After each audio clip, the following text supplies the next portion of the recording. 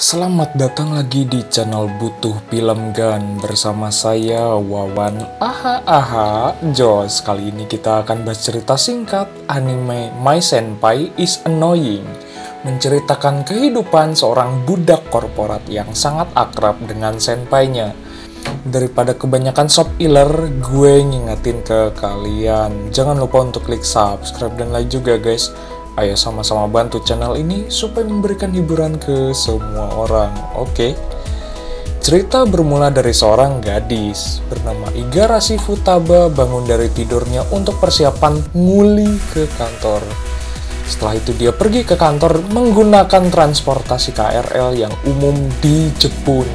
Sampainya di kantor, dia dihampiri Sakurai.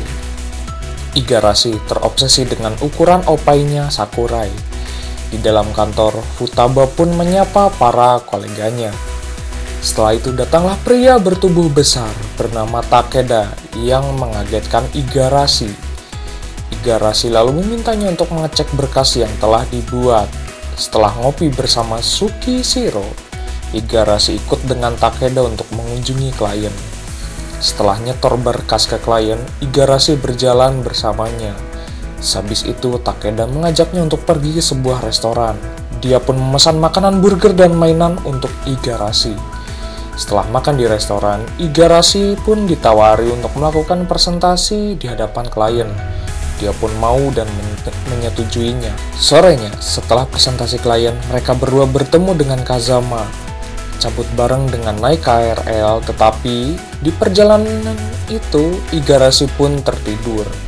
Kazama secara diam-diam memfoto Igarashi yang sedang tidur. Malamnya setelah sampainya di apartemen, dia pun membalas pesan yang dikirimkan kakeknya, yang menanyakan pria yang dimaksud yaitu Takeda. Esoknya atasannya Buchou melaporkan kalau barang yang disuplai ada yang kurang. Takeda mengakui kalau itu kelalaiannya karena tidak mengecek terlebih dahulu. Mendatangi kembali klien dan meminta maaf atas kesalahan tersebut. Malamnya Igarashi pulang bareng bersama Sakurai dan Kazama, tetapi sesampainya di stasiun, dia kelupaan membawa tiket pulang. Alhasil, Igarashi pun harus kembali ke kantor. Dia pun menemui senpainya, Takeda, sehabis lembur dan tertidur di kantor. Paginya setelah terbangun, Takeda melihat ada pesan dari Igarashi yang akan mentraktir udon. Setelah merevisi dokumen dan kembali ke klien, mereka tampak puas dengan ide penjualan yang diberikannya. Malamnya Takeda dan Igarashi pergi ke sebuah restoran udon. Mereka pun juga memesan dan meminum bir peletok. Igarashi yang mabuk dan oleng, dia bilang ingin menjadi istrinya. Di kantor Igarashi terbayang-bayang soal menjadi istrinya Takeda. Takeda pun datang menghampirinya dan Igarashi menanyakan kabarnya. Membuat Takeda heran dengan ucapannya. Igarashi bersama Takeda makan siang di sebuah restoran soba, membahas masalah ucapan yang dilontarkan dia saat sedang mabuk, dan memintanya agar tidak memikirkannya lagi. Di sisi lain, Kazama dan kedua bebenguknya juga makan di restoran ramen. Kedua bebenguknya itu terobsesi dengan seorang gadis, yaitu Sakurai yang menjadi gadis terpopuler di kantor. Selesai makan siang, Igarashi dan Takeda menemui Kazama dan kedua bebenguknya, dan melihat mereka berdua cukup akrab.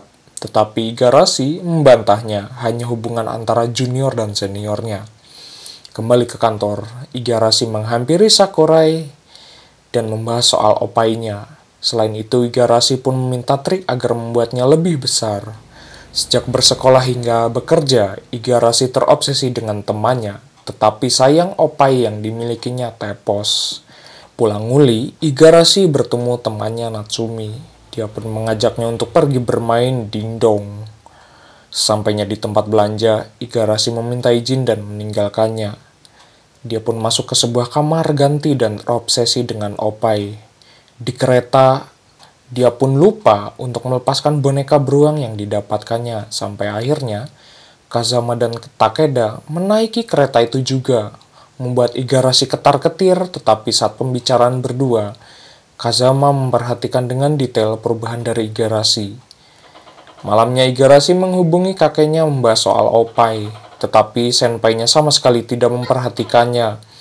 Esoknya sehabis mengunjungi klien dan menaiki kereta, Takeda melihat gerak-gerik pria mencurigakan. Dia pun dibanting olehnya yang rupanya pria itu adalah dedemit cangcut wanita. Dia juga menyimpan kamera untuk mengambil foto cangcut wanita. Musim dingin pun tiba. Saat berjalan, Takeda melihat Igarashi mendekati seorang anak sekolahan. Igarashi pun memberi siswa itu syal. Di belakang, Takeda pun datang dan memberikan syalnya kepada Igarashi.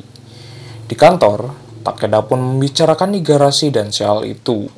Buchou memberikan kotak gacha untuk yang bakal menjadi sinterklas tahun ini. Tetapi yang menjadi sinterklas tersebut adalah Sakurai dan Igarashi yang sudah 2 tahun berturut-turut menjadi sinterklas. Malamnya, Igarashi berjalan menyusuri Sarkem bersama dengan Natsumi. Dia lalu menanyakan kepada Igarashi soal rencana pada Natal tahun ini. Igarashi hanya menjawabnya bekerja. Lalu Igarashi juga ditanya soal hadiah yang akan diberikan ke seseorang, terutama senpai di kantornya. Natsumi memberikannya saran untuk mengasihinya hadiah. Esoknya Igarashi mendatangi toko untuk membeli dasi. Dia juga meminta saran dari penjaga toko tersebut. Igarashi dan Sakurai menjadi sinterklas dan memberikan hadiah kepada semua pekerja di sana. Besoknya Igarashi mencoba datang lebih pagi untuk memberi kejutan hadiah kepada Takeda. Tetapi datanglah Kazama dan mengacaukan Igarashi yang akan memberikan hadiah tersebut. Sampai akhirnya Takeda mengajaknya untuk pergi bersama ke klien. Di sore hari itu, setelah mengunjungi klien, mereka berdua pergi ke restoran ayam panggang. Di sisi lain, Kazama pulang kantor bersama dengan Sakurai. Di malam itu, Kazama mengajak Sakurai untuk makan di sebuah restoran ramen. Selain itu, Igarashi dan Takeda yang berjalan berdua bersamaan dengan turunnya hujan salju. Setelah itu, Igarashi pun memberikan hadiah dasi kepada Takeda. Takeda Senpai menerimanya dengan senang hati. Dia juga memberikan hadiah shell kepada Igarashi. Berjalan menuju kantor, Igarashi menggunakan shell yang diberikan Takeda. Di kantor diketahui kalau selama ini Takeda hanya menggunakan HP jadul.